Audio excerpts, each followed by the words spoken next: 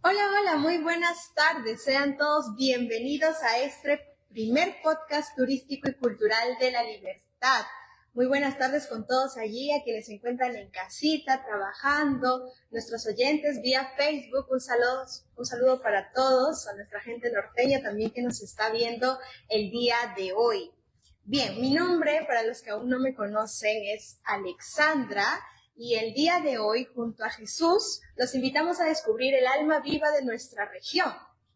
Desde las huacas del antiguo pueblo moche hasta las playas sagradas de Huanchaco, La Libertad no solamente es un lugar para visitar, también es historia que se respira. Pero antes, quería comentarles que tenemos la presencia de una persona bastante importante, que su nombre ha dado la vuelta al mundo tras descubrir a la Dama de Cao, una gobernante mochica que cambió para siempre nuestra visión del antiguo Perú y del papel de mujer empoderada, ¿verdad? Doctor en Historia y Arqueología por la Universidad Complutense en Madrid y también doctor en Planificación y Gestión por la Universidad Nacional de Trujillo. Ha dedicado su vida a investigar, proteger y difundir la cultura moche. Así es, me estoy refiriendo al gran doctor Régulo Franco Jordán. Así que, bienvenido, doctor. Muchas gracias. Saludos a toda la audiencia. Ahora sí, Jesús, buenas tardes. Buenas tardes, es un placer tener a Régulo Franco a mi costado. Para mí es un privilegio, ya que es una persona muy importante y que ha tomado parte de su tiempo para poder estar con nosotros y darnos a conocer, ¿no? Ilustrarnos más que todo sobre una cultura importantísima, una cultura milenaria, que fueron los moches. Por eso el tema es el pasado de los moches, ¿no? Y bueno, voy a dar pase para que puedan lanzar la primera pregunta acerca de esta cultura impresionante. Así es, póngase cómodo, doctor Régulo, que el día de hoy estamos seguros que todos vamos a aprender algo nuevo. Es de interés social y también es importante que los jóvenes aprendan un poco más de la historia de nuestra cultura. Claro que sí. Así que para entender mejor el desarrollo de la civilización es clave primero conocer las raíces. Cuéntenos, doctor, ¿dónde es que se ubica el punto origen de la cultura moche? ¿Y en qué zona geográfica surgió esta cultura? ¿Cuáles fueron los factores que favorecieron su expansión por la costa norte del Perú? A ver, en primer lugar, tenemos que destacar que la cultura moche o la sociedad moche es una de las culturas clásicas del antiguo Perú, muy importantes, tan igual como los mayas en Centroamérica. Es una de las culturas que ha tenido un gran desarrollo en todos los campos de la ciencia, de la agricultura, de la arquitectura, de la astronomía, etcétera, etcétera. Y nosotros los arqueólogos siempre nos hemos preguntado eso mismo. ¿Cómo se inicia la cultura moche o mochica? ¿Cuándo se inicia y dónde podemos encontrar las primeras evidencias de su origen? Fíjese, eso está todavía en investigación, no hay todavía nada claro, porque si nosotros revisamos un poco más atrás, vamos a encontrar una cultura altamente desarrollada que los arqueólogos le llaman el formativo superior. ¿Y quién está en el formativo superior? Nada menos que la cultura chavín o la cultura cupiznique en la costa norte. Entonces, cuando se origina la cultura mochica en sus ceramios, podemos ver algunos rasgos o evidencias muy comunes que han heredado de los cupiznique o de los chavines. Pero no hay una cultura inmediata anterior que tenga rasgos que haya dado origen a la cultura mochica. Por eso todavía es un enigma. ¿Y cuál es la cultura que se desarrolló en estos valles, especialmente en el valle de Chicama, en el valle de Moche, en el valle de Virú? Es una cultura muy conocida que se llama la cultura gallinazo o Virú.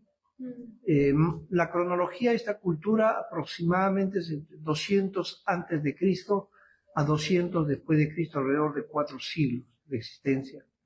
Y es cuando recién aparece la cultura moche, 200 después de Cristo hasta los 850 después de Cristo. Y hay algo interesante que hay que destacar. Es que los arqueólogos en las últimas décadas han venido excavando estos asentamientos moche, estos templos moche, y han estado obteniendo nuevos fechados radiocarbónicos. Tanto que ha cambiado la cronología de esta cultura. Antes decían que esta cultura se había desarrollado entre los 200 y 600 después de Cristo, y que a los 600 ocurrió un gran fenómeno climático trascendente continental, que es el fenómeno Enso, el fenómeno del Niño, y que había devastado a todas las culturas clásicas. Las culturas clásicas habían colapsado. Pero eso no es cierto, porque gracias a los últimos estudios y las investigaciones arqueológicas de campo, ya nos dan una idea bastante clara de que los mochicas siguieron viviendo hasta los 850 después de Cristo. Por eso es que hay un investigador muy conocido en la historia del Perú, que es el arqueólogo don Rafael Larcoile, que a partir de la década de los 30, 40 se empezó a investigar esta cultura, tanto así que primero le llamaban proto-chimú. O sea, no tenía el nombre de cultura mochica, de proto-chimú. Y después con el tiempo le ponen la cultura mochica. Y hoy los arqueólogos le llaman la cultura moche. Entonces, esto total ha cambiado y él estableció, incluso gracias al estudio del estilo de la cerámica que encontraba en las tumbas, empezó a clasificar la cerámica en 1, 2, 3, 4 y 5 fases. Y eso es lo que todavía estamos manejando nosotros los arqueólogos cuando hacemos investigaciones en estos sitios moche. Arqueólogo, tengo una pregunta. Mucho se habla acerca de la cultura moche, ¿no? Entre los años 100 a los años 850 después de Cristo, pero yo quería saber cuál es el dato más aproximado de qué año a qué año se desarrolla la cultura moche y cuál fue la capital de la cultura moche, ¿no? Porque muchos hablan que fue Huaca de la Luna. Y bueno, ¿no? ¿Nos podría dar un alcance? Claro, sí, con mucho gusto. Mire, es que, vuelvo a repetir, a través del tiempo ha ido cambiando la información gracias a las investigaciones arqueológicas de los mochicólogos. Los mochicólogos son los que estudian a los mochis, así como los mayólogos estudian a los mayas, o los egiptólogos estudian a la cultura egipcia, ¿cierto? Los han apodado de eso. Exacto. Entonces, fíjese, había un viejo planteamiento, una vieja tesis que ya no se usa ahora en la arqueología, que es lo que usted acaba de decir, que empezaba en los 100 después de Cristo aproximadamente, y no terminaba, decían, terminaba en los 600, como yo indiqué anteriormente. Pero ahora no. Ahora, por ejemplo, hay una investigadora que se llama Michelle Kunz, que ha hecho excavaciones en el Valle de Chicama, en el sitio de Licapa, y ella ha sacado nuevos fechados radiocarbónicos y se ajustan con los mismos fechados radiocarbónicos del complejo El Brujo, también en el Valle de Chicama, y se ajustan también con los fechados radiocarbónicos del Valle de Moche, aquí en la Huaca del Sol y la Luna. Y en síntesis, estaríamos hablando entre los 200 y 850 después de Cristo, es decir, hay toda una continuidad de vida de los mochicas. Y en ese tiempo de 850 después de Cristo aproximadamente, ahí sí verdaderamente estas sociedades clásicas como la mochica, la cultura lima, la cultura cajamarca, Tiwanaco en el sur, etcétera, etcétera, colapsan. Y esta tesis es interesante porque dice que colapsan probablemente por la llegada de los Wari, la cultura Wari o el imperio Wari. Es una cultura que viene del sur hacia el norte, es un protoimperio antes de los incas que va conquistando estas sociedades, se va asentando en cada uno de estos valles y cambia totalmente toda la estructura ideológica que existía anteriormente. Por eso que a partir de los 850 después de Cristo hacia adelante cambian los patrones funerarios, cambia la arquitectura, cambian diferentes conductas y modos de producción. Entonces, eso ya los moches ya no existen ya. Luego de los moches vienen los Wari se quedan poco tiempo aquí en la costa norte y surgen culturas locales, que nosotros le llamamos, por ejemplo, la etapa transicional, y después surge un gran reino que se llama el reino Lambayeque, más o menos entre los 950 después de Cristo aproximadamente, cuya capital se establece allá en el valle de Lambayeque. Y luego vienen los chimús, y finalmente en 1470 llegan los incas a conquistar a los chimú aquí en la costa norte, y finalmente pues hasta el siglo XVI.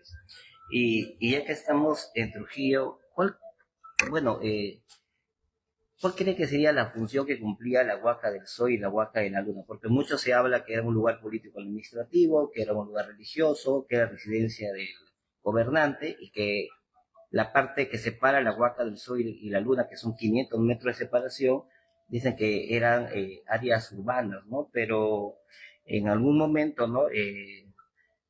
Bueno, ¿no? Podría decirse de que simplemente eran lugares temporales o eran lugares fijos donde ellos se establecían. Esa es una buena pregunta. Igual nos hemos preguntado hace varias décadas atrás, sobre todo el que habla cuando llegué por primera vez en 1990 a trabajar a Trujillo. El tema es de que todavía no hay un acuerdo entre los arqueólogos para poder establecer ciertos criterios o conceptos acerca de la función de estos sitios. Es verdad, lo único que se conocía, por ejemplo, hace 40 años atrás aproximadamente, era la Huaca del Sol, la Luna. ¿Y por qué? Porque el arqueólogo alemán Max Uhle había hecho excavaciones de una de las plataformas del Templo del Sol, también en la Huaca de la Luna, y encontró entierros con cerámica mochica. Entonces, y también vinieron otras expediciones a realizar investigaciones de campo en la Huaca de la Luna, y se hicieron excavaciones amplias, y en base a eso es de que ellos toman el criterio de que la Huaca del Sol, la Luna, vendría a ser la capital de los mochicas en esta área del norte del Perú. Pero eso ha cambiado totalmente. Ya no estamos manejando ese concepto. Ya no. Porque después empezamos nosotros con la Fundación Vice a excavar el complejo arqueológico El Brujo. Ahí hay dos monumentos extraordinarios. Una es la Huaca Cao Viejo, donde tuve el honor de descubrir la tumba de la señora de Cao. Y la otra huaca es la Huaca del Brujo. Entonces, con estas nuevas investigaciones es que hemos ido incorporando nuevos conocimientos acerca de que no solamente tendríamos que tener el criterio de que la Huaca del Sol, la Luna fue la capital moche, sino han habido una suerte, entre comillas, de capitales en cada valle, ¿cierto? En cada valle. ¿Por qué digo eso? Porque lo que hay que comprender en primer lugar es la organización sociopolítica de estas comunidades, de estas sociedades. O sea, no tenemos que explicar el problema desde un punto de vista occidental, sino tener criterios fehacientes de acuerdo a lo que encontramos en el campo, de acuerdo a las evidencias que recuperamos o rescatamos.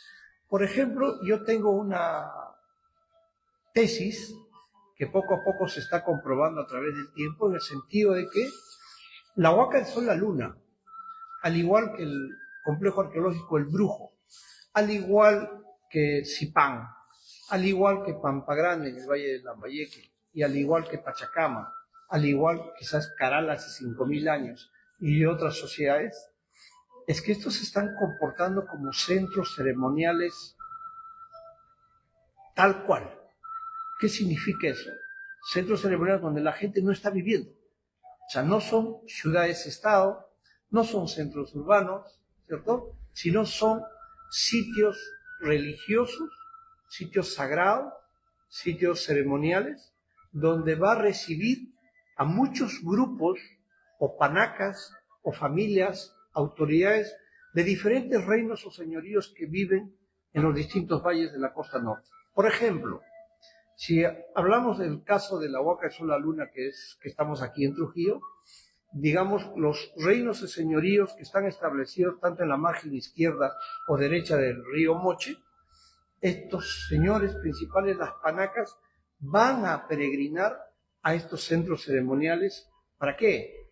Para rendir culto a sus dioses, para rendir culto a sus ancestros, para llevarles ofrendas, para hacer intercambio de productos ceremoniales, es decir, una actividad bastante compleja. ¿Y esto qué significa? significa que ellos no están viviendo todo el tiempo ahí, sino llegan, digamos, no sabemos obviamente cuánto tiempo, pero por lo menos es temporal. Se quedan temporalmente, entonces en estos sitios tienen que comer, tienen que tomar bebidas, tienen que hacer ceremonias, eventos, entrevistas, curaciones, sanaciones, qué sé yo, una serie de actividades que implica luego, una vez que han cumplido ese calendario ceremonial, religioso, ellos retornan a su sitio de origen, es decir, al valle, donde ellos viven durante todo el año. ¿Y quiénes se quedan, por ejemplo, en estos sitios? Se quedan los sacerdotes, se quedan las sacerdotisas, se quedan los artesanos que van trabajando durante todo el año preparando objetos suntuarios para la gente que va a llegar a los centros ceremoniales. Se va a quedar gente que hace mantenimiento de los sitios, y eso de que esta gente están comiendo, están bebiendo en el sitio, genera pues desperdicios y basura.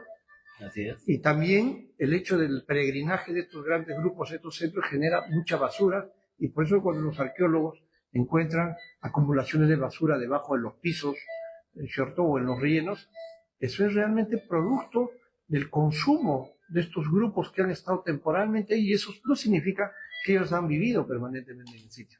Entonces, como ustedes ven y me escuchan, el concepto cambia totalmente, es un concepto mucho más andino, no es un concepto occidental. Ahí la diferencia. Y arqueólogo, ¿nos podría comentar un poquito acerca de los sacrificios mochicas? Había leído un artículo suyo en donde, bueno, un video en realidad, donde mencionaba de que los mejores guerreros de un valle se enfrentaban con los guerreros de otro valle en un lugar neutral, cerca al cerro Campana, y que los que perdían eran trasladados, ¿no?, al otro valle para luego ser sacrificados. La pregunta sería, ¿cada qué tiempo se hacían los sacrificios humanos y cómo empezaba este evento? ¿Cómo iniciaba? Ok, esa es una buena pregunta, amigo. Afortunadamente en los últimos años estuve investigando con bastante profundidad el tema de los sacrificios humanos, a pesar que todavía hay muchos grupos en el mundo que se resisten a entender de que en el antiguo Perú no se realizaban sacrificios humanos y que esto es una invención de los españoles a partir del siglo XVI para adelante. Y eso no es cierto. ¿Perdón? Porque ya las investigaciones que estamos realizando, o que se han venido realizando en los últimos tiempos, aseguran de que sí existieron los sacrificios humanos. Y la pregunta que usted ha hecho es bastante interesante, porque es lo mismo que también nosotros nos hemos preguntado hace mucho tiempo. Por ejemplo, ahora ya hay información, que obviamente ya lo he escrito en mis artículos, de que primero, cuando ustedes van a un museo, cualquier museo que sea, ¿cierto?, van a ver ceramios en forma de montañas. Y en estas montañas hay individuos o personajes que están en la montaña. ¿Y qué se realiza en la montaña? Se realizan eventos de sacrificios humanos. Normalmente se ve a un hombre postrado en el pico más alto de la montaña, a quien le han cortado la cabeza cae hacia el precipicio, se ve el chorro de sangre, y abajo aparecen sacerdotes, sacerdotisas, que llevan en sus manos venados como ofrenda para los dioses. ¿Y quién encabeza esa ceremonia en ese cerámico? Encabeza un personaje magnificado en la cerámica, que tiene rasgos felínicos, que es el mismo Ayapaej, así le llaman, el dios de los mochis o el dios de la montaña. Entonces, eso se ha visto siempre, esa representación, de muchas formas en los museos. Pero ahí surge la pregunta, ¿qué montaña están representando los mochis con los sacrificios humanos? Y a mí se me presentó la oportunidad, a partir del año 2010 para adelante, de entrar a una montaña maravillosa, espectacular, una gran montaña que tenemos aquí entre el valle de Moche, que es Trujillo, y el valle de Chicama, que tiene el nombre de la montaña Campana o el Cerro Campana. Tanto así que yo lo califico como el Apu Campana, es decir, ese es el cerro principal, la montaña principal donde los mochicas realizaban sacrificios humanos, y encontré, afortunadamente, en una prospección de hace muchos años atrás, en la cima del pico central de esta montaña, un altar de piedra escalonado donde se realizaban los sacrificios humanos. Espectacular. Realmente yo nunca pensé en hallar un altar de esa naturaleza ahí arriba.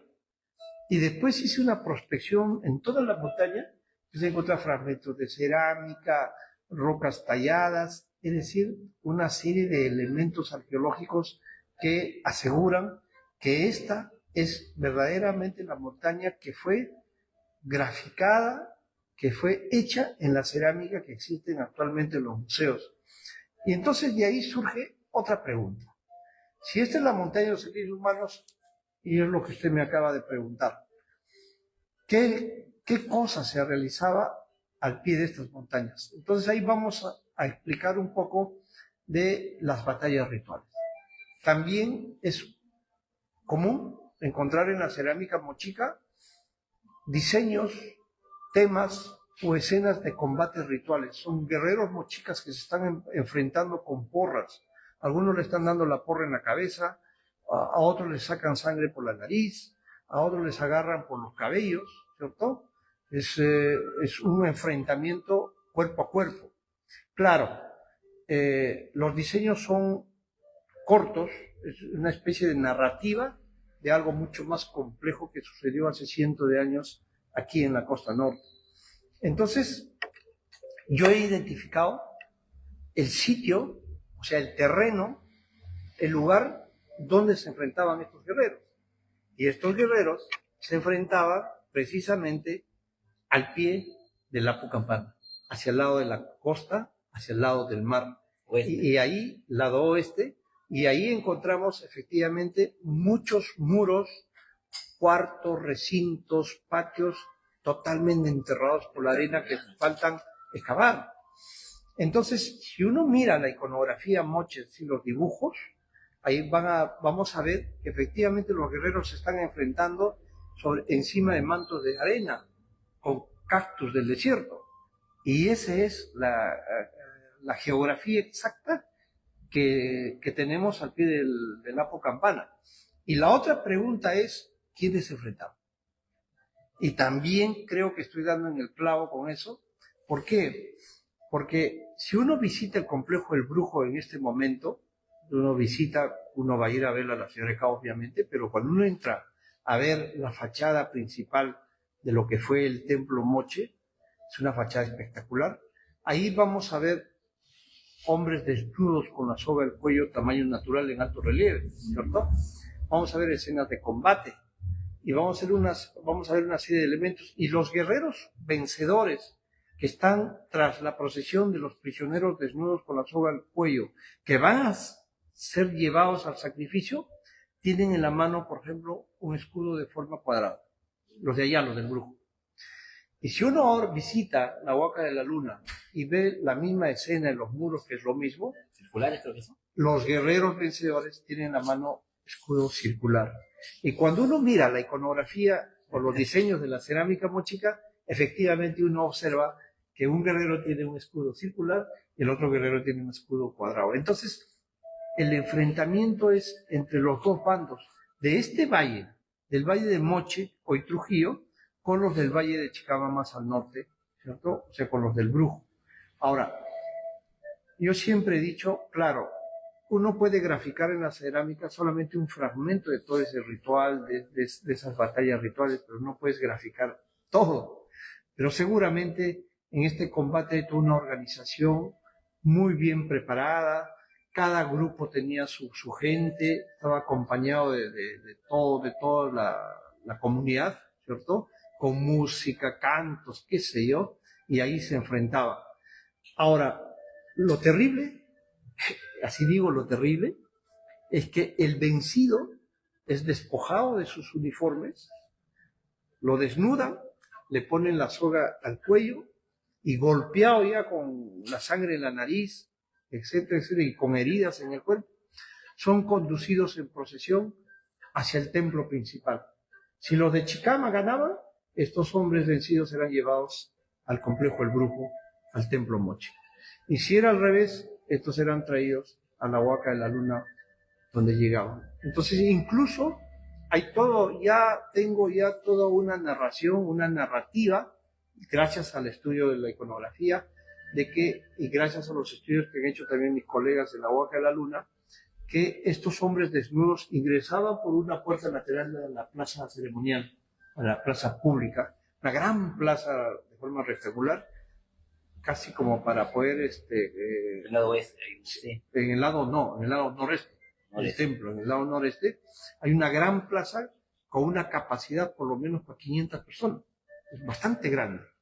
Entonces, imagínense entrar a los prisioneros desnudos con la soga al cuello, sus guerreros atrás, en la vida real, ingresan hacia la parte inferior de la fachada principal del templo, donde hay una serie de actividades rituales, ceremoniales.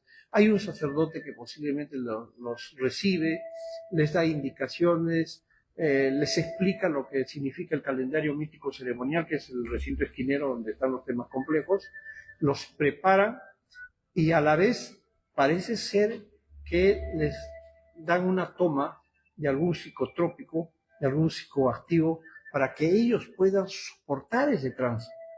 Porque no solamente quedaban ahí, sino eran luego llevados por una gran rampa lateral hasta la parte alta del templo, subían por otra rampa arriba, y arriba en la plataforma superior había varios recintos ceremoniales por donde ellos tenían que pasar incluso entrevistas con sacerdotisas, que aparece en el tema de la carrera, que es un tema iconográfico principal, varias entrevistas donde finalmente los sacrificaban. ¿Y qué formas de sacrificio eran? Bueno, había una forma, por ejemplo, les hacían un corte en la yugular para obtener la sangre en copas, y esa copa era entregado al señor principal o al sacerdote principal. Y aquí hay algo interesante. Cuando se obtiene la sangre del individuo sacrificado, la sangre se coagula cuando uno lleva en una copa, digamos, 10 metros de distancia. Y usaban un anticoagulante que se llamaba el uyucho, que es una especie de papayita que ya no existe, es extinto, una papayita que se usaba y era anticoagulante para que la sangre esté fresca y pueda ser bebido por el sacerdote principal, ¿cierto? ¿Se bebía la sangre, doctor? Claro, se bebía, y se ve en la iconografía eso que está con la copa bebiendo. ¿Y qué significaba el hecho de beberse? Bueno, primero que estos hombres eran sanos, eran muy bien cuidados, saludables, ¿cierto? Y el hecho de tomar la sangre del guerrero era coger el poder de los vencidos. El poder de los vencidos, sentirse mucho más poderoso, con el espíritu mucho más poderoso. Y eso se ve en la iconografía moche. Lo que yo estoy explicando de esta manera más sencilla, eso no se explica en los libros que nosotros escribimos. ¿El doctor tenía miedo a morir? Porque sabíamos que en las épocas prehispánicas ellos lo preparaban, sabían que había una vida más allá de la muerte, pero... A ver, voy a explicar, es interesante. Que tenían miedo para morir, pero por supuesto que tenían miedo porque cuando uno ve, por ejemplo, una escena, que es el tema de la carrera, que es llamada por un alemán que se llama Kutscher, cuyo gráfico se empezó a publicar en 1954, luego se republicó en 1983. Se ve, por ejemplo, a estos guerreros con los cabellos erizados, o sea, con los cabellos parados. No están en una actitud normal.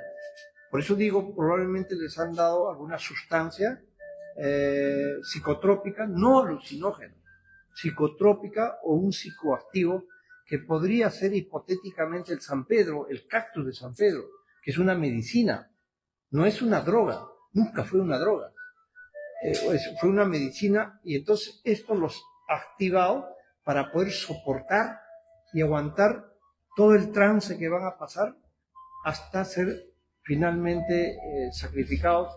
Y luego de ser sacrificados, se ve incluso en la misma escena, pasan al mundo de los muertos, que es el inframundo. En el inframundo ellos son atendidos por gallinazos antropomorfos que están cogiendo telas, están llevando sobre sus espaldas bebida, están llevando alimentos para darles de comer a los muertos y revivirlos. O sea, ellos reviven en el inframundo, en el mundo de los muertos, abajo de la tierra. Ese es el concepto de ellos. Es decir, ellos creían en la inmortalidad del alma. La vida continuaba. Por eso que cuando vemos diferentes manifestaciones en la cerámica mochica, vemos, por ejemplo, muchos muertos que están bailando, hay cadenas de muertos bailando, hay muertos haciendo relaciones sexuales, hay muertos haciendo diferentes actividades. Eso significa que efectivamente ellos tenían la seguridad dentro de su mente de que sí existía la vida más allá. Y esa es la evidencia. Doctor, y antes de pasar a otra sesión, yo tenía una duda. Usted mencionaba que los guerreros que eran vencidos los traían algunos a la huaca, ¿verdad? ¿Dónde eran enterrados? En todo caso, ¿los huacas funcionaban como mausoleos? A ver, y esto va con relación a la pregunta que usted me hizo. Ya me acabo de acordar. ¿Cuándo se hacían los sacrificios humanos? Eso también lo he investigado.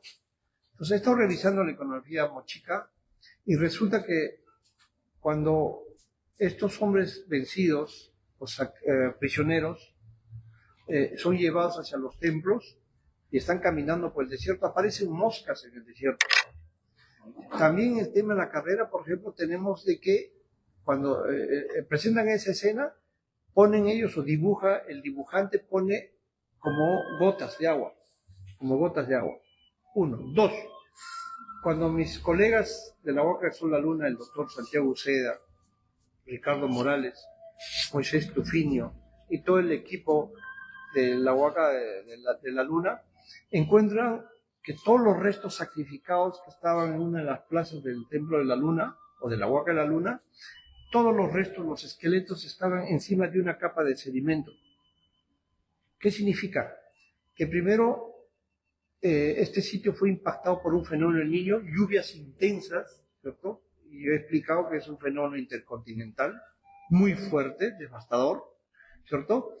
Y para poder contener la furia de este acontecimiento climático y manifestarse como ofrendas humanas, es que es en ese tiempo en el que sacrificaban a estos hombres, los descuartizaban, aunque las palabras son muy fuertes, pero eso lo vemos en la iconografía, es fuerte decir, eran descuartizados, eran despellejados, eran manipulados y así eran dejados hacia los gallinazos, los buitres que finalmente venían y se comían el resto de la carne humana en putrefacción probablemente durante mucho tiempo. Entonces, eso ocurrió y esto ya no es ningún mito, sino es una evidencia que se ha encontrado en las excavaciones, tanto en la Huaca de la Luna como en el complejo del Grupo. Doctor, ¿hay un tiempo aproximado para el sacrificio? ¿Los tomaban prisioneros, los presentaban y luego los sacrificaban? ¿O tenían que curar sus fracturas, sus moretones? ¿Hay una aproximación? Sí, interesante. Sí, el doctor Santiago Uceda escribió un artículo antes de fallecer, estamos hablando hace muchos años atrás, y él dice que, y gracias a los estudios del doctor John Verano, un experto en antropología física que estudió mucho y estudia mucho toda su vida los moches, indica que estos prisioneros, cuando eran traídos a los templos, al parecer eran primero supliciados, eran preparados, ¿cierto?, para cuando venga el día o próximamente el momento de este gran evento ceremonial que terminaba en el sacrificio humano. Entonces, repito, los sacrificios humanos no se realizaban cada año. Los sacrificios humanos, hasta donde sabemos, se realizaban cada vez que ocurría un fenómeno del Niño. Y esto ocurre con recurrencia cada 11, 15, cada 50 años, a veces 100 años. Porque de lo contrario, así como los aztecas, por ejemplo, tendríamos pues cantidad de restos humanos enterrados en las plazas, ¿cierto? Y aquí en Moche no se encuentra eso. Se encuentran restos esparcidos en diferentes espacios ceremoniales de los templos.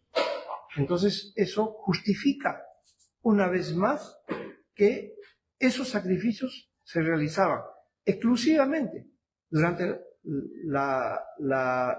durante la presencia del fenómeno del Niño. Y arqueólogo, había visto unas iconografías en donde los prisioneros eran amarrados a palos de algarrobo y comidos por las aves rapiñas. ¿Esos eventos cada qué tiempo se daban? Bueno, esa pregunta ya es un poco difícil de contestar, pero sí les voy a indicar de que nosotros en el Complejo El Brujo, a partir de 1991 aproximadamente, hicimos una excavación en la plaza ceremonial, una gran excavación. Y cuando hemos profundizado, encontramos restos mutilados, humanos mutilados por la mitad. A una adolescente le faltaba toda una pierna. Y encontramos un esqueleto de un gallinazo, incluso enterrado, que tiene relación con los individuos humanos, con los buitres. Pero también hemos encontrado dos estructuras o recintos cerrados, solamente con entrada sin salida, con rampas, y al final, en el perfil, encontramos la huella de postes. Esto me ha permitido comparar con la iconografía y también comparar con representaciones escultóricas en la cerámica, por donde se ven hombres que son amarrados a postes, casi en forma de cruz, en un caso en forma de cruz que aparece en el tema complejo, en el calendario mítico ceremonial, aparecen palos en X, donde son amarrados los hombres, los abandonan, o sea, mueren, se van secando, y los buitres empiezan a acecharlos, a comer a los individuos. Eso se ve en la cerámica. Entonces, es muy probable, pero eso no tiene nada que ver con este tiempo, digamos, de la presencia del fenómeno del niño. Aparentemente es otro ritual, otra ceremonia que están practicando los mochicas. Así es, entonces son bastante interesantes todos los datos que nos está diciendo. Sí. Y justamente, como acaba de mencionar el doctor Franco, son cosas que a veces en los libros no nos cuentan. Así que si ustedes quieren saber, contraten una cita con el arqueólogo aquí. Y bueno, para pasar a otra sección también, yo sé que todos aquí queremos escuchar y nuestros oyentes están a la espera también de que nos hable del descubrimiento de la Dama de Cao, que estoy seguro que muchos aún no conocen. Y bueno, ahora que se nos ha presentado la oportunidad, bueno, sabemos que la Dama de Cao ha sido una mujer encontrada con tatuajes de arañas, serpientes, que simboliza el empoderamiento de la mujer, ¿verdad? Entonces, mi pregunta es, ¿hay algo que aún no se haya dicho de la Dama de Cao que usted quisiera revelar o corregir? Bueno, hay muchas cosas que hay que revelar. Primero, Las primicias aquí. A ver, primero, este descubrimiento ha sido extraordinario. Por supuesto. Yo nunca pensé, en todos los años que estuve excavando en el Complejo del Brujo con la Fundación Vice, encontrar un hallazgo de esta naturaleza. No, nunca me imaginé. Pero llegó. Llegó tanto así, incluso que llegó que cuando descubrimos un recinto ceremonial maravilloso, lleno de pinturas murales, parecían pinturas de Bonampak de México, muy parecidas a las pinturas de Egipto, pero estas eran moche. Era un recinto precioso, extraordinario, ¿cierto? Y ya con eso yo estaba contento y todo mi equipo contento porque habíamos descubierto algo inédito. Por supuesto. ¿Cierto? Pero no sabíamos que debajo de ese recinto habían entierros y tumbas. Entonces, en una segunda etapa es que empezamos a excavar el piso del recinto, y uno de los arqueólogos de mi equipo, el magíster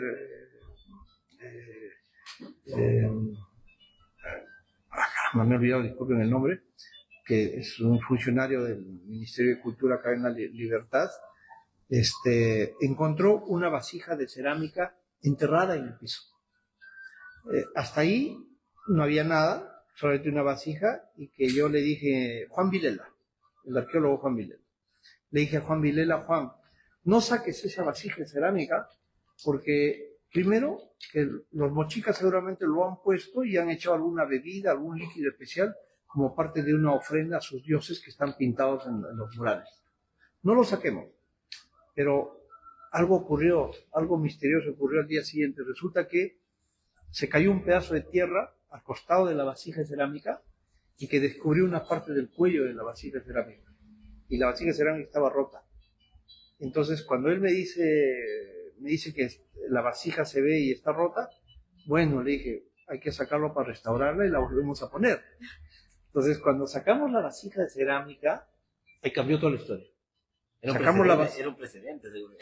Sacamos la vasija de cerámica y encontramos que el piso de ese espacio ceremonial estaba roto. Y entonces con la brocha empezamos a limpiar y el piso seguía roto, dando una forma casi ovalada, una forma grande. Dijimos, todo el piso está roto intencionalmente, hay algo acá adentro. Y empezamos a excavar, encontramos un incineramiento ritual, habían quemado textiles primorosos los mochicas, como la parte final de haber enterrado algo al interior. Habían quemado idolillos de cerámica, de madera, figuras de madera, que rompieron cerámica, entregaron alimentos, es decir, toda una ofrenda, digamos, que habían incinerado ahí. Luego encontramos tierra, adobes, cañas, 3 troncos grandes abajo, otros 3 troncos grandes arriba, y a 2 metros de profundidad nos dimos con una gran sorpresa. Había un fardo funerario en extraordinario estado de conservación, nunca antes visto por los arqueólogos. Le digo nunca antes, ¿saben por qué? Porque cuando ese fardo después fue extraído del lugar y lo hemos llevado a nuestro laboratorio, el doctor Walter Alba con su familia llegó a ver el hallazgo y lo que me dijo personalmente es de que él dijo, a mí me hubiera encantado encontrarlo al señor de Zipán en ese estado, completo, entero, dentro de su fardo funerario, que así estuvo, ¿cierto? Y hasta ese momento, de ese fardo funerario, pues, estaba con sus ofrendas de cerámica, estaba el esqueleto de una adolescente que había sido estrangulada con una soguía, ¿cierto? Habían almohadillas especiales que le habían puesto, y aparentemente el fardo tenía 2 porras laterales de cobre, sulfatadas. Entonces, como arqueólogo, como especialista, pensé de que se trataba de un hombre, porque en la iconografía de la cerámica mochica, de los dibujos de la cerámica, tú ves que son hombres, no son mujeres. Y las mujeres estaban ocupando funciones secundarias, como el caso de la ceremonia de sacrificio, donde la mujer siempre está llevando una copa con líquidos, o está llevando una vasija campanulada, probablemente con el corazón de uno de los prisioneros, porque me olvidé decir también, les extraían el corazón, y hay una evidencia en la Huaca de la Luna, ¿cierto? Antes no se sabía eso. Entonces, y resulta que en ese momento para nosotros fue una gran sorpresa, y cuando el fardo funerario se sacó y se llevó a nuestro laboratorio y empezamos a hacer la apertura del fardo funerario, que duró 3 meses, con un equipo calificado que fue dirigido por la arqueóloga Arabel Fernández López, y todo un equipo que la acompañó. 3 meses de apertura del fardo funerario, capa por capa, manto por manto, registrar, documentar, fotografiar todas las evidencias que encontrábamos en el proceso. Fue un trabajo extraordinario. Estaba también el doctor John Verano, estaban los de National Geographic, que estaban documentando toda la información para después dar a conocer al mundo.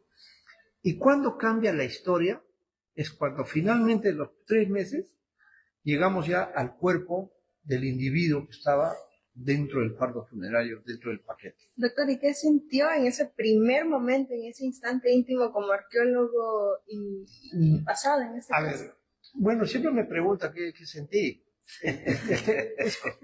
Es como cuando le preguntan al médico, cuando tiene a su paciente, y le dicen, oiga, doctor, ¿cómo se ha sentido, cómo se siente antes de operar a un individuo? Es su trabajo.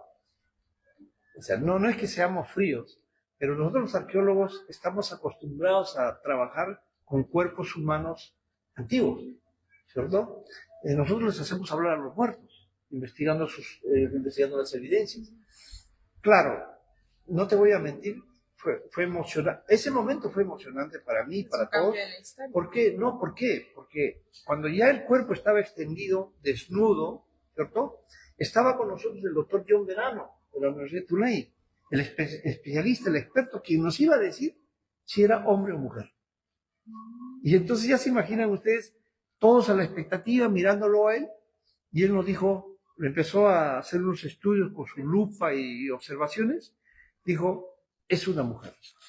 Ahí cambió la historia del Perú, porque ahí nos dimos cuenta de que la que estaba enterrada ahí fue una mujer poderosa, poderosísima, una gran autoridad de la sociedad mochica en esta parte de la costa norte. Interesante. Había leído también una información que me lo pasó un amigo, que cuando hacen el descubrimiento de las porras que tuvo la mujer poderosa, no tienen ni el mismo tamaño, o me imagino, ¿no?, que una gobernante solo usaba una porra o una lideresa, pero en este caso se encontraron dos. Sí tenían el mismo tamaño, sí tenían la misma composición. ¿Qué me puede decir? Sí, es interesante, mira, fíjate, como encontramos dos porras, tanto así que como parte de la investigación y de la presentación de la evidencia, mandamos a hacer la reconstrucción de la señora de Cao con dos porras inicialmente. Por eso cuando la gente ve a la señora de Cao con dos porras en imágenes, ¿cierto? Es porque al principio la pusimos con dos porras porque encontramos dos porras en las partes laterales del cuadro funerario. Pero ya investigando con el tiempo, estuve investigando en el laboratorio minuciosamente, midiendo las porras, viendo el tipo de material, la vejez, entre otras características, me di cuenta de que la señora Cao no había usado las dos porras. Una porra efectivamente era más grande que la otra, la más pequeña era de ella. Igual ocurrió con las coronas. Hay coronas que no son de ella, no son de sus ancestros. De sus ancestros, la porra también de sus ancestros. No, son herencia. Una herencia. Herencia de poder de sus ancestros, De sus antepasados. de su papá, de su mamá, de su abuelo, qué sé yo. Ahí ya no sé, porque lamentablemente pues no existe escritura, ¿cierto? Y no podemos leer esta parte. Solamente tenemos que interpretar de acuerdo a las evidencias. Pero lo cierto es de que ella usaba una porra nada más. Y es que ahora ya en los últimos años tratamos de caracterizar a la señora Cao con una sola porra, ya no con dos, ¿cierto? Y eso es importante. Y otra cosa interesante, ustedes me acaban de mostrar una figurita de la señora Cao cuando era niña. Acá están, ¿cierto? Que me encantó, ¿cierto? Precioso el trabajo. Y en el museo que tenemos ahora, que está al amparo y la conservación y la protección de la Fundación Vice, en convenio con el Ministerio de Cultura, en el museo van a encontrar narigueras, aretes de la señora de Cao cuando era niña. O sea, más o menos, digamos, 10 años, 11 años, 12 años. Es decir, al parecer ya la estaban preparando ya con el tiempo para que sea una líder, para que sea toda una autoridad. Y ahí están las evidencias. Entonces, estamos hablando, creo yo, hasta el momento de la evidencia de una mujer gobernante, de una autoridad, nada menos que en la sociedad moche. No se ha encontrado todavía, se han encontrado muchas mujeres importantes, por supuesto. Por ejemplo, la sacerdotisa de Chornancas, que está acá en el Valle de Lambayeque, que fue allá por mi colega, el doctor, que es exdirector del Museo Ludwig, Carlos Wester. La sacerdotisa que fue encontrada por el doctor Luis Jaime Castillo en el Valle de Jequetepeque a partir de 1991. La sacerdotisa que aparece graficada en las pinturas murales de Pañamarca al sur, en el Valle de Nepeña. Pero son sacerdotisas, pero no han tenido el grado o el poder o el nivel de una autoridad tan importante como la señora de Cao. Entonces, creo yo que este hallazgo es sumamente importante para toda la sociedad, para todo el Perú, incluso América y quizás el mundo, porque ya nos indica, desde luego, que sí en el antiguo Perú existieron mujeres gobernantes y que no solamente los hombres gobernaban. Este mito ya no existe ya. Había igualdad de género. Entonces, Y tan importante porque ya teníamos noticias, como te decía antes, en Piura, en el norte del Perú, en la zona De Talara y Colán. de Talara, Colán. Cuando llegan los españoles del siglo XVI, les llama la atención unas mujeres hermosas, preciosas, lindas, que vestían de color negro, le llaman capullanas, por el capuz. El capuz era un vestido negro que desde el cuello hasta los tobillos tenían cabello largo, eran hermosas, eran autoridades, tenían sus consortes, las mujeres actuaban tan igual como un hombre, eran sumamente importantes. Entonces eso ya teníamos en el siglo XVI, pero ahora ya con las evidencias arqueológicas, una vez más estamos demostrando de que en el antiguo Perú, por lo menos con una evidencia que es la Sierra de Cao, de que sí las mujeres siempre han sido muy importantes en la sociedad. Arqueólogo, ¿y qué datos podemos manejar acerca de cuántos templos se construyeron en el complejo arqueológico del Brujo? Porque se habla de 4, 5, 7, ¿no? 7 fases constructivas. ¿Cuál sería lo más aproximado? Acá hay dos temas. Uno de los temas es, usted me está hablando de las fases constructivas. Fases constructivas. Las fases constructivas del templo. Nosotros tenemos 5 fases constructivas en el complejo del Brujo, particularmente en la Huaca Cao Viejo. Son niveles superpuestos. Es decir, por ejemplo, para que todos los que me están escuchando tengan una idea. Por ejemplo, en el siglo II, en la fundación, se construye un edificio, o valga la redundancia, una construcción pequeña, ¿cierto? En el año 200 después de Cristo. Pasa 100 años, hay un remodelamiento, un crecimiento, ¿cierto? Crece el edificio, el templo crece, se hace mucho más grande, y así sucesivamente va creciendo a través de los siglos. Y hasta contener 5 fases constructivas superpuestas unas sobre otras. Por eso que se habla de moche temprano, de moche medio, de moche tardío, o de acuerdo a la cerámica de Rafael Arcoile, moche 1, moche 2, moche 3, moche 4, moche 5. Entonces esa superposición existe también en la Huaca de la Luna, no solamente en el complejo del Brujo, ¿cierto? Entonces, ahora, eso es por un lado. Por otro lado, si vemos el planeamiento del centro ceremonial, tanto en la Huaca de la Luna y como en el Brujo, vamos a ver algo interesante. Si ustedes van al complejo del Brujo, van a ver al costado o muy cerca del mar una huaca, un monumento construido de adobes de la cultura mochica que se llama la Huaca del Brujo o Huaca Cortada. Y luego al frente, a 500 metros, van a ubicar el otro monumento, que es mucho más grande, que se llama la Huaca Cao Viejo, donde tuve el honor de descubrir la tumba de la señora de Cao. Y está a 500 metros de distancia.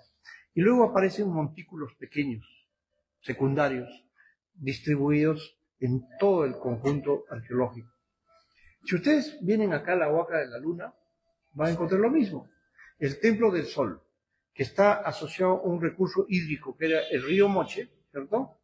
Ya no el mar, como en el caso del Brujo, sino el agua, el recurso hídrico. Y a 500 metros, casi a 500 metros, también encuentra la Huaca de la Luna, ya construida al pie de la montaña, que es el Cerro Blanco. Entonces, ¿esto qué significa? Significa que sí ha habido un planeamiento de construcción de estos centros ceremoniales. Entonces, estamos hablando de lo mismo. Y como ya expliqué antes, de que estos no eran pues ciudades ni centros urbanos. Ya teníamos una maqueta para diferentes valles, ¿no? Para diferentes, exactamente. Si ustedes van al Valle de Jequetepeque, justo cerca al mar, hay otro centro ceremonial mochica, donde está la Huaca de Dos Cabezas, ¿no? Y así, sí. Y así por el estilo. Bastante interesante todo lo que nos está sí. brindando, la verdad.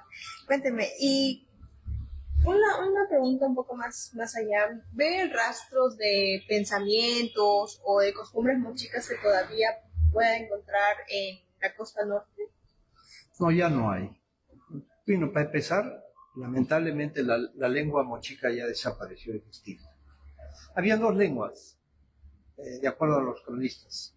De Jequetepeque para el norte, hacia el Valle de Lambayeque, Piura, hablaban la lengua mochica. Y de esa parte hacia el sur, estos valles hacia el sur, se hablaba la lengua Kingman, que era una variante del mochica.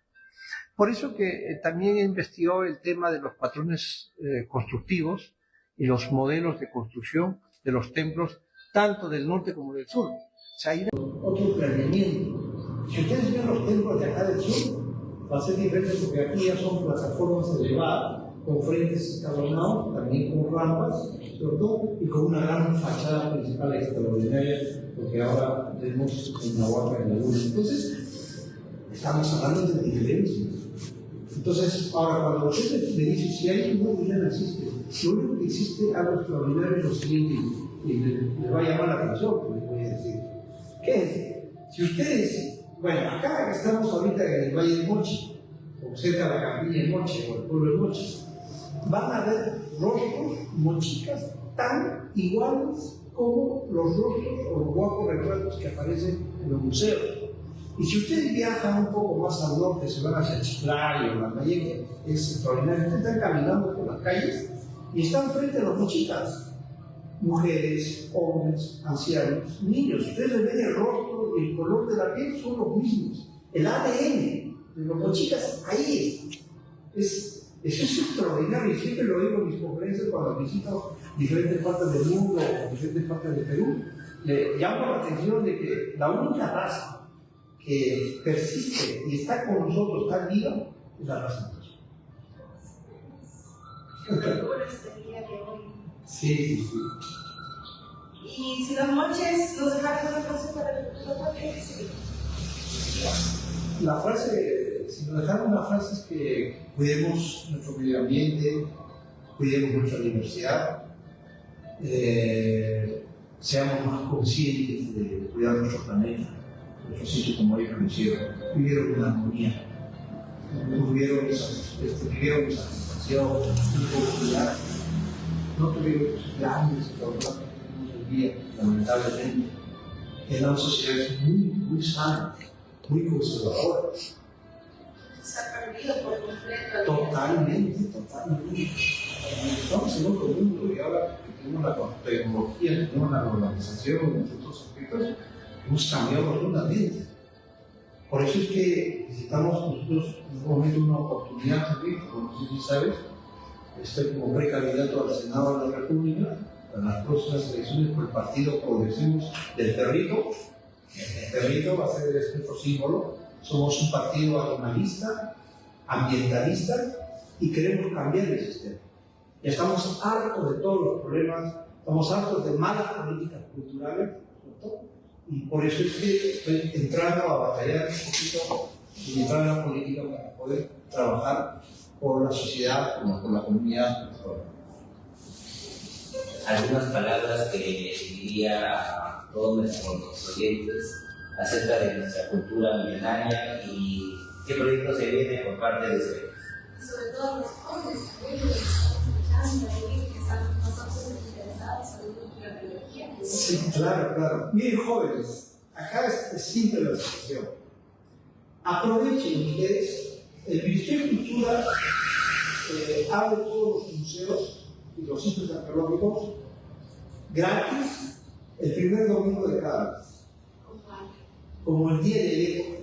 Vayan, visiten gratis, van a ver las maravillas que podemos encontrar en cada uno de estos ambientes, en nuestra herencia cultural. Hay que tener un compromiso con los nuestros.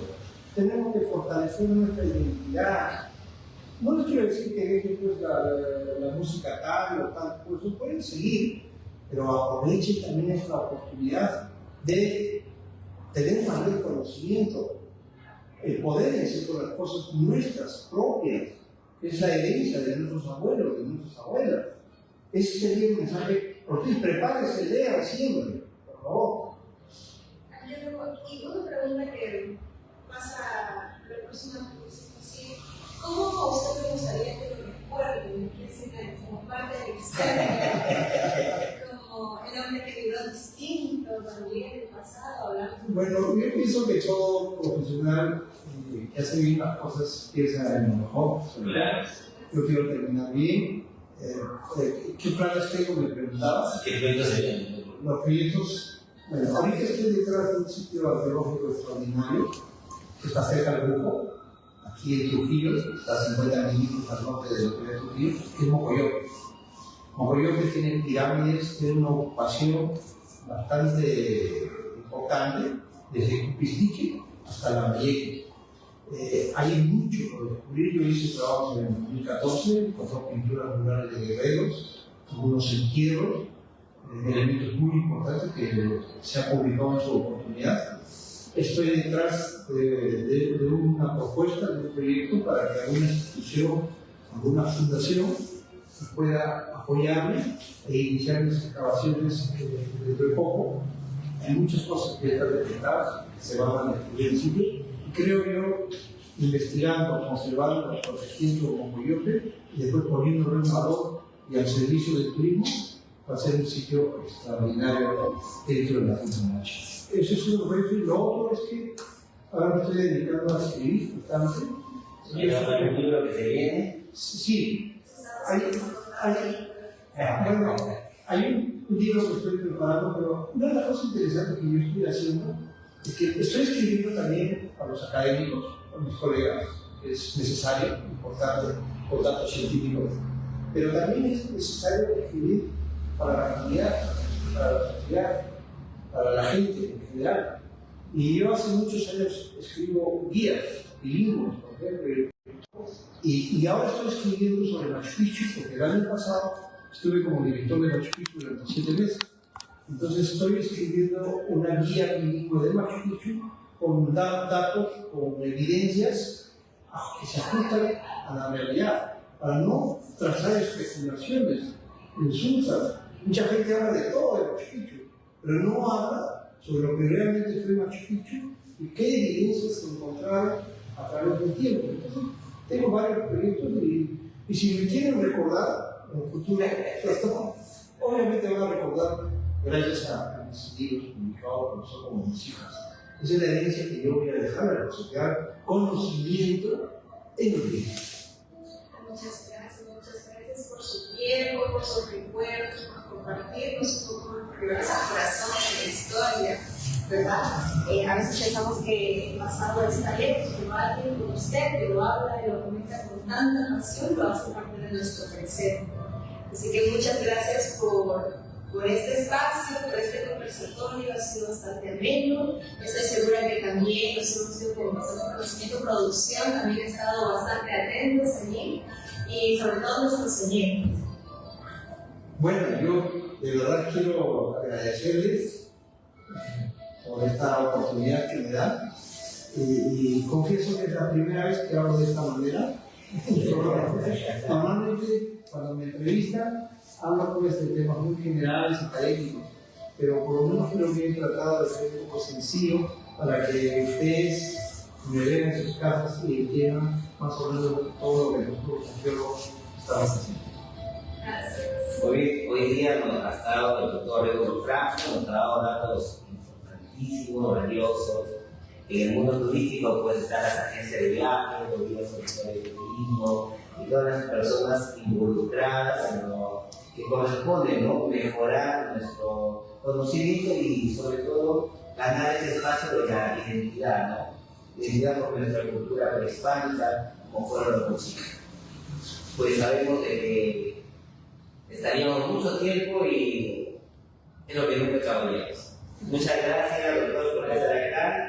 Que Dios los siga bendiciendo y espero que a través de sus proyectos, sus investigaciones, puedan compartirlo con todos. Es una forma de cómo ilustrarnos. Bendiciones. Muchas gracias a todos por estarnos sintonizando el día de hoy. Recuerden que se vienen próximos episodios y bendiciones para todos en casa. Y un detalle, nuestro obsequio. El día de hoy, por ser nuestro primer entrevistado. Así es.